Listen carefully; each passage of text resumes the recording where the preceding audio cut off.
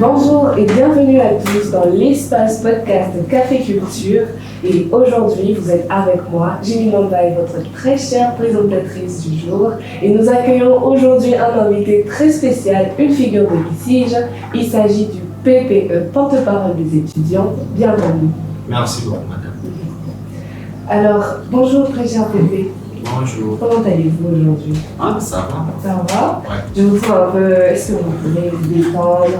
On est entre nous ici. Ouais, ça va. Il n'y a pas de souci. Merci. Alors, est-ce que vous pouvez vous présenter en quelques mots? Bon, par les noms, c'est Ngadi Amad Daniel, étudiant en Master 1 Environnement et Développement durable. Bon, d'accord, bien sûr.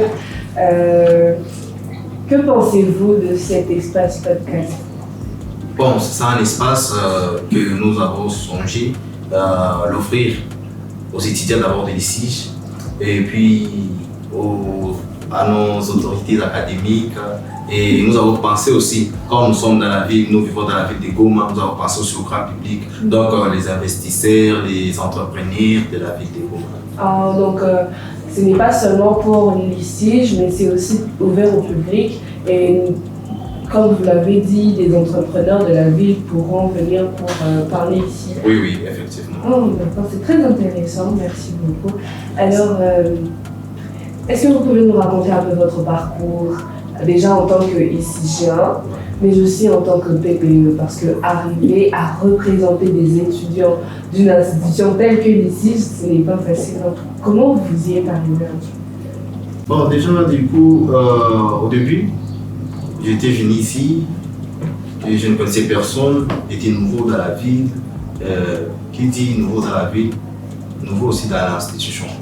C'est là que je venais défouler mes premiers pas à l'Institut supérieur. Donc je venais de l'école secondaire, j'avais obtenu mon diplôme en 2022. Et puis lorsque je devais choisir une université ou une institution où aller continuer mes études, donc mon parcours académique, j'avais opté pour l'ICIG. Et en arrivant ici à l'ICIG, au début, lorsque nous étions dans des encadrements, on voulait avoir de représentants ou de chefs de promotion. Oui, et là, moi aussi, j'étais parti donner mon nom. Et, bon, je ne sais pas si c'est par la chance, j'ai été choisi comme le chef de promotion adjoint de cette époque-là, en 2023. Et arrivé en 2022, un jour, il y avait encore élection. Les départements avaient organisé les élections du chef de promotion, comme d'habitude. Et là, j'avais encore essayé de tenter ma chance. Et parce que j'avais cette envie-là de servir les autres. Ouais. Et puis, j'avais encore déposé ma candidature.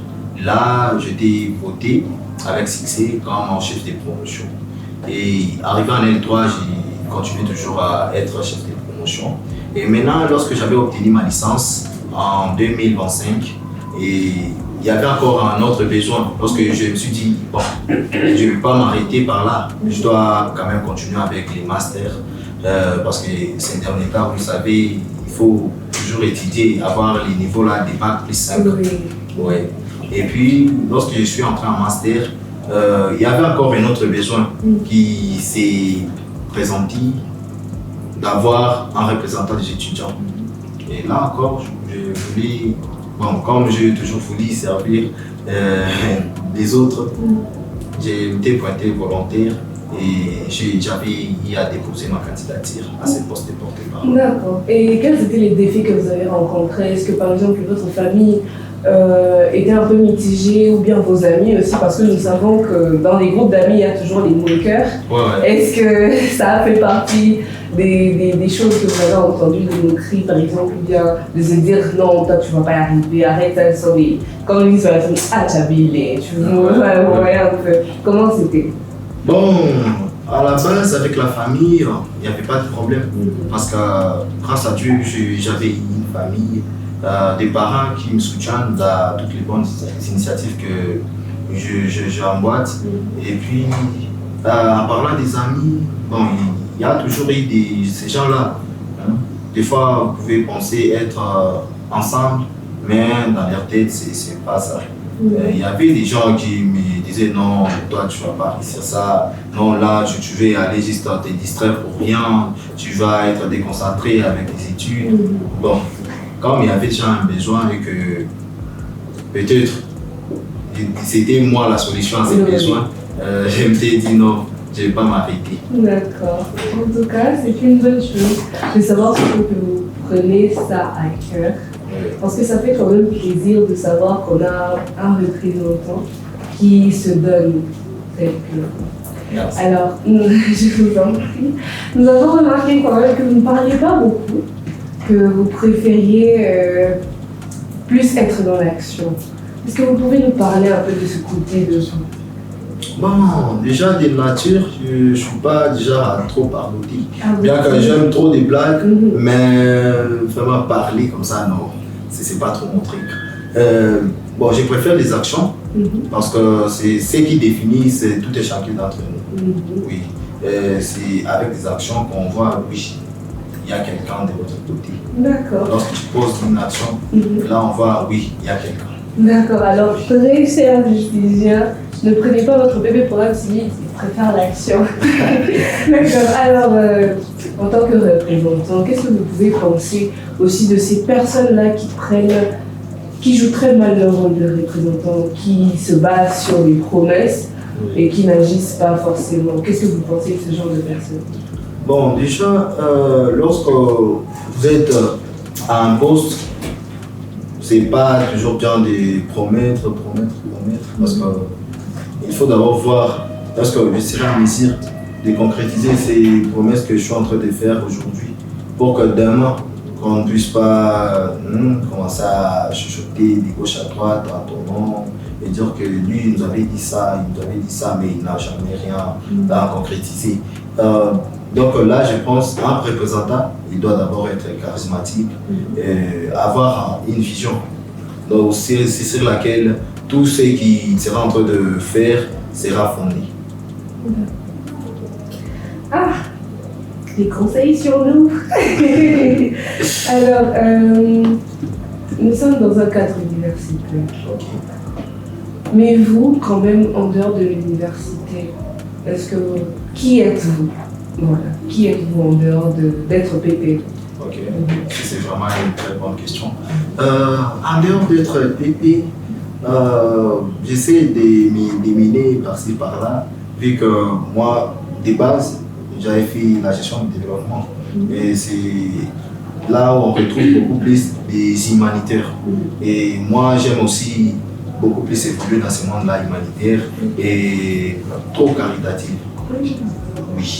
Et à part être PP à l'ICIJ, je suis aussi dans un collectif des étudiants qu'on appelle les collectifs Lamini Goma. Je suis là-bas, je suis un membre, je suis aussi président de ces collectifs. Ah, donc vous êtes président partout. Je pense que la direction vous réussit. Bon, comme je l'avais dit, j'aime toujours servir les autres. La raison pour laquelle je essaye de faire de mon mieux là où on a besoin de moi, où il y a quelque chose, une nécessité. Bon, j'essaie toujours d'être là présent. D'accord. Donc, vous devez aider les gens, mais vous devez aussi diriger. Le pouvoir, c'est quelque chose à avouer. Non, depuis que vous êtes PPE, qu'est-ce que vous avez rencontré comme défi? Est-ce que les étudiants, par exemple, viennent à vous et vous soumettent des demandes ou des choses que vous ne pouvez pas peut-être faire, ou alors dans la réalisation vous trouvez un obstacle? Est-ce que vous pouvez nous en dire plus par rapport à ça? Bon, les obstacles ne manquent jamais. Et parce qu'il y a certaines personnes qui ne comprennent d'abord pas qui nous sommes. Et par exemple, il peut y avoir un étudiant qui vient avec un projet que toi-même tu vois. Mais ça, ce n'est pas vraiment à ma charge de faire ça. Et ça revient peut-être aux autorités, mais eux, ils veulent que ce soit toi qui puisses réaliser ces projets-là. Des fois, nous nous trouvons dans des incapacités, même à les répondre, c'est donc à répondre leur cas a l'air démente. Oui. Mais peut-être qu'ils viennent à vous, justement parce que vous êtes leur porte-parole.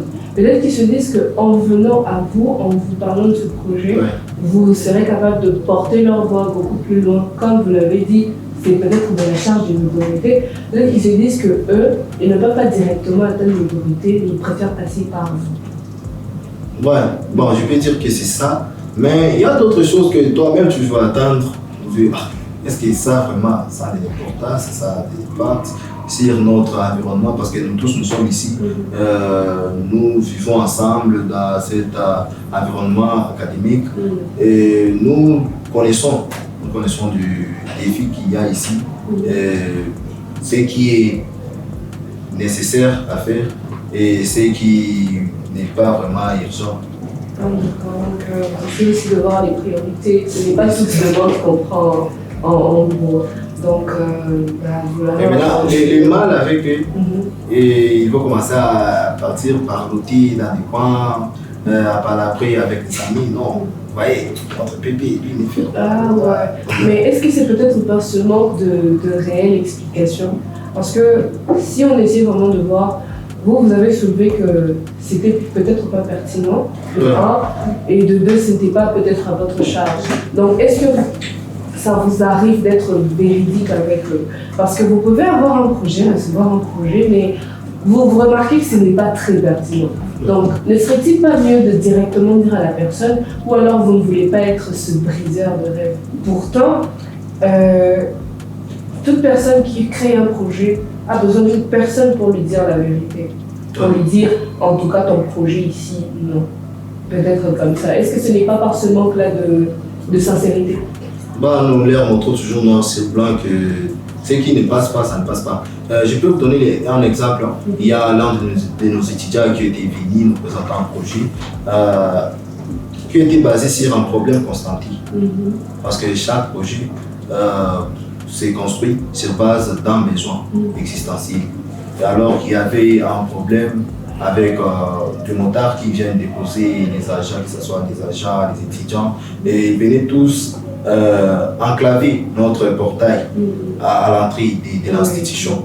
Et maintenant, lui, il avait déjà songé à quelque chose comme projet, avait nous proposé. Et lui, lorsqu'il était venu avec ce projet-là, de mettre des stocks moto très loin de la portail, de la grande portail, et nous avions trouvé que c'était vraiment très bénéfique pour nous et pour la communauté étudiantine. Et pour ce projet-là, on était d'accord. Nous nous sommes dit, bon, pourquoi pas soutenir ce projet. Bien que c'est un étudiant, bien que ça ne gère pas du collège directement, mais c'est un projet prometteur et c'est un projet qui va beaucoup plus aider, que ce soit les étudiants et les personnels des lycées. D'accord, donc vous écoutez quand même les étudiants. Oui. Parce que certains problèmes d'organisation ou de groupes de personnes qui dirigent ils s'écoutent seulement entre eux. Donc ça fait quand même plaisir de savoir que vous accordez ce crédit, entre guillemets, aux autres étudiants. Donc merci beaucoup. Oui. Alors, j'ai entendu, pour revenir à ce que vous avez dit, vous avez dit que vous étiez dans un collectif. D'où ça vient exactement? Et aussi, vous avez dit que vous étiez nouveau lorsque vous êtes arrivé à l'ICI. Est-ce que vous pouvez un peu nous parler de cette partie en très peu de temps? Bon, j'étais venu de Gounia et les collectifs se nomment l'Amené Goma. Et puis l'Amené Goma vient du mot complexe scolaire Jean-Marie de l'Amené. Donc l'école où j'avais obtenu mon diplôme. D'accord, ok. Et depuis que vous êtes sorti de Gounia, est-ce que l'idée d'y retourner, même pour peut-être présenter quelqu'un à votre famille, est-ce que cette idée vous a traversé un peu? Bon, nous avons toujours l'idée d'y retourner. Si par exemple, si c'était pour des affaires, et si ici rien ne marchait, on pourrait aller chercher comment se débattre de l'autre côté. La question de dire que si je retournerais pour présenter quelqu'un. On va faire comme si on n'avait pas compris. Mais la question, elle était très claire. Enfin, je pense, bon, si vous ne souhaitez pas envisager cela, il n'y a pas de souci. Nous allons terminer sur une question. Qu'est-ce que vous pourriez conseiller à ce jeune-là qui a quitté, comme vous, sa ville pour aller s'installer ailleurs et surtout faire ses études et se construire Bon, moi, tout ce que je peux dire aux gens qui quittent leur ville natale et partir se chercher dans d'autres villes ou étudier dans d'autres villes, il faut d'abord avoir, bon, je ne vais pas dire la vision, parce que c'est lorsqu'on a la vision qu'on fait ces choix de quitter une ville et partir dans une autre. Et déjà, à la base, il faut avoir de la sérieuxité. À part la sérieuxité de tenir droit à leurs objectifs. Parce que là, la sérieuxité, ça joue beaucoup plus avec la famille. Parce que, je ne sais pas, c'est vraiment rare de voir une famille accepter son fils ou sa fille d'aller très loin d'eux et continuer les études. Lorsque déjà ta famille te donne cette charge-là, parce que oui, ils te soutiennent, il faut maintenant leur montrer aussi combien de fois que tu es fort et que tu vas... Et que surtout tu as pris une bonne décision. Ouais, c'est surtout ça. Ouais. Merci beaucoup d'avoir participé, merci beaucoup d'être venu dans cet espace et j'espère de tout cœur que vous continuerez dans cette marge de direction comme vous avez été président à plusieurs endroits. C'était un plaisir de vous accueillir dans cet espace podcast. Et merci à vous de nous avoir écoutés. C'était l'espace podcast de Café Culture présenté par Jérémy Mambaye. Merci et à très vite pour un nouvel épisode.